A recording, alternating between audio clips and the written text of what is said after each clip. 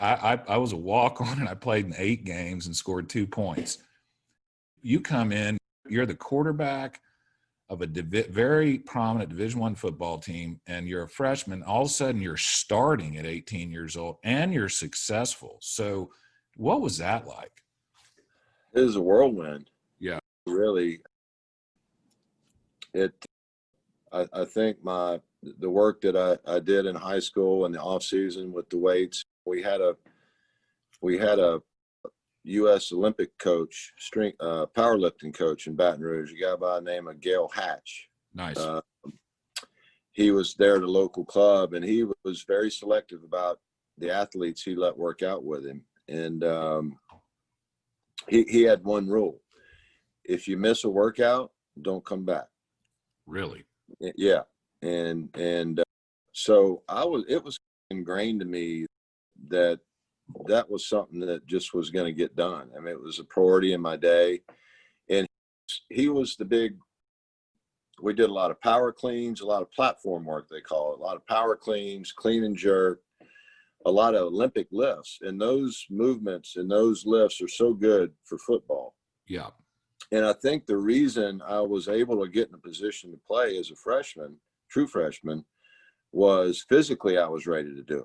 Yeah. And a lot of kids that get to college are really good players. They're just not quite there physically. And you see it a lot in the O lineman and D lineman, right? Because Sure. That's so much more of a physical position. They need a year or two to get their bodies where they can stay healthy and be productive. Yeah. But I really think that put me in that position where the coaches kept saying, okay, maybe he is ready physically. And as he learned enough mentally with the playbook and that kind of thing. So I attribute early playing time to just physically being ready to take the hits and to compete at that level. And thanks to Gail Hatch and a lot of those guys back in Baton Rouge that prepared me. It was fast moving. It was blowing by me. The plan was to redshirt. Kevin Murray had left the year before. So Craig Stump was there. He was a 5th-year senior and a great guy. And he mentored me, he helped me a ton. He's now the head coach here locally in Houston at Atascocita. Nice. I didn't know that. Yeah, nice. Yeah. And doing great.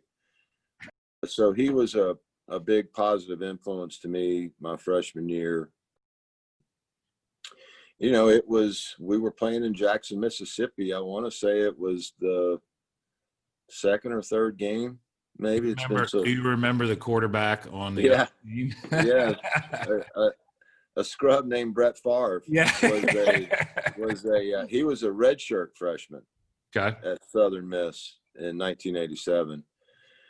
And the game goes on, and you could tell instantly that Brett Favre was pretty dadgum good, and nobody had ever heard of him back then. And he was throwing the ball around and making plays, and it was a close game. And we were struggling a little bit on offense, and Darren Lewis and I got the ball a lot in that game, and we both played a lot in that game. And Darren had a bunch of yards, and I was able to break a long run and move the offense a little bit. But I remember when Coach Sherrill, we never talked about it going into that game that week. It was never brought up.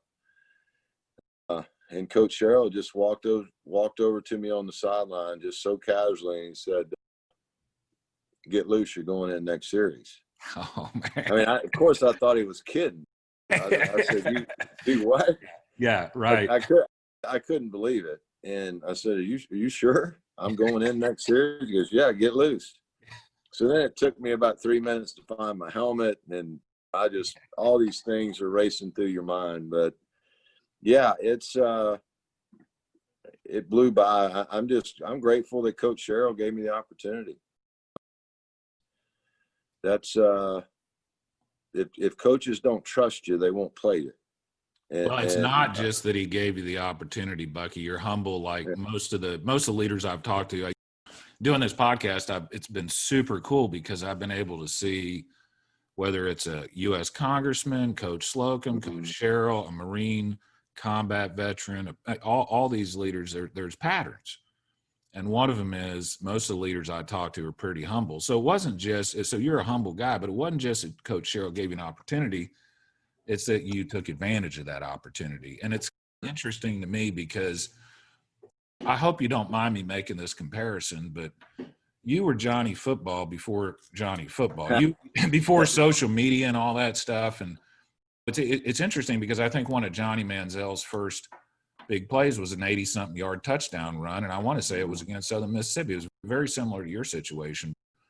But you come in there as a true freshman and basically lead the team to victory. And then after that, your career is like something out of a movie.